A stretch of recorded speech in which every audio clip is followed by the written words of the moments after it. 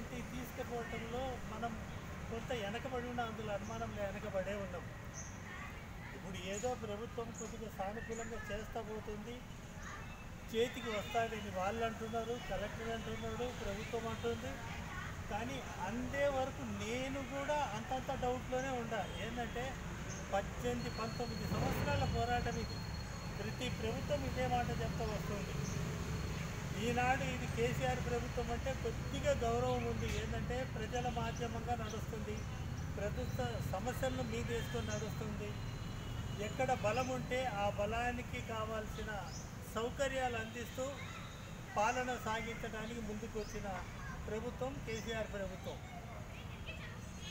కానీ ఏది ఎలా చూసుకున్నా మన వర్గంలో మాత్రం నీ మీద నా మీద బాణం వేసే వాళ్ళు ఉండకూడదు. ఒకవేళ ఉంటే రా ఎదురు కదా, ఇక్కడ కూర్చొని నువ్వేం చెప్తావో చెప్పు, దానికి జవాబు విను.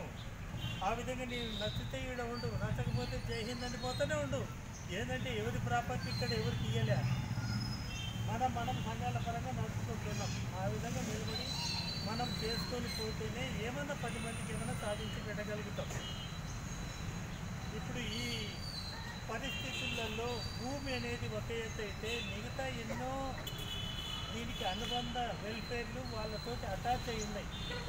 ఆఖరికి సైనిక డైరెక్టరేట్, జిల్లా వెల్ఫేర్ ఆఫీసర్ల కంట్రోల్ వరకు కూడా ఈ సైనికుల చేతులలో ఉంటుంది. కానీ అటాటి వర్గంగా మనం ఏనాడు మూమెంట్ చేసి పనికి చేయలేకపోయినాం. అంటే ఈ అన్ని లోపాలు ఎవరి అంటే మన ఏ లోపాలు. ఏంటంటే ఆ రంగయ్య గౌడు ఏడ ఎక్కిపోతాడో వాడికి ఏది ఎక్కడ తీసుకుపోయి ప్రధానమంత్రి కుర్చీలో కూర్చోబెడతాడని దిగులు ఎక్కువైపోయింది అందరికీ. అయ్యా ఏది ఎక్కడికి ఎవరి బోరుగుడు. ఏంటంటే ఇది ప్రజల చేతిలో ఉన్నది. ప్రజలకు వాళ్ళకు నువ్వేమన్నా చేయగలిగినాడు, ప్రజలు నీ గురించి ఆలోచిస్తే అప్పుడు నువ్వు చిన్న వార్డు మెంబరు కాగలుగుతావు. లేదంటే అది కూడా నీ యోగంలో ఉండదు. కారణం ఏంటంటే సివిల్లో రాజకీయాలకు ప్రతి ఒక్కడు పిల్లకాడి నుంచి పెద్దకి వరకు రాజకీయాలు తెలుసుకుని నడుస్తున్న సమాజంలో ఇప్పుడు ఉండవు. అందువల్ల ఈ పరిస్థితుల నుంచి బయటెక్కాలంటే మనలో మార్పు కావాలి.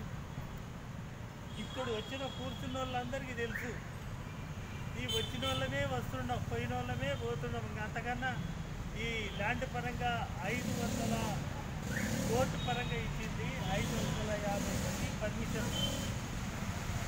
వాళ్ళు ఏనాడు మూమెంట్లో లేదు, రావటం లేదు.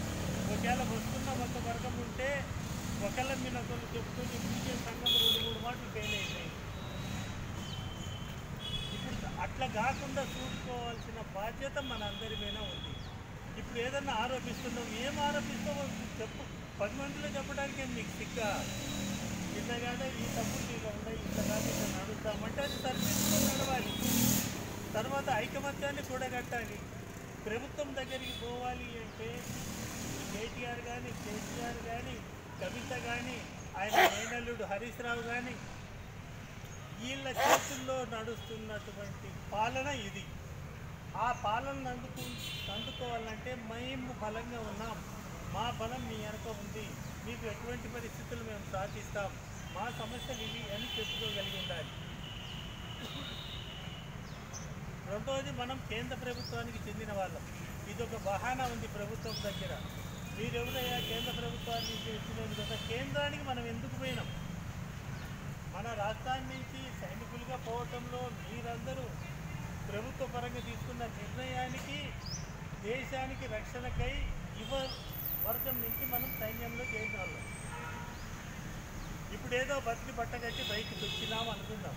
అన్నప్పుడు మనం స్టేట్ ప్రాపర్టీ, కేంద్ర ప్రాపర్టీ అంటే మనము స్టేట్కు, కేంద్రానికి సర్వీసులు ఉన్నప్పుడు కేంద్రానికి పనికొచ్చాం, సర్వీస్ నుంచి దిగినప్పుడు స్టేట్కి పనికొస్తున్నాం. స్టేట్ మనల్ని ఆ విధంగా ఆదర్శంగా తీసుకొని మన వెల్ఫేర్ని మనకు అందించాలి.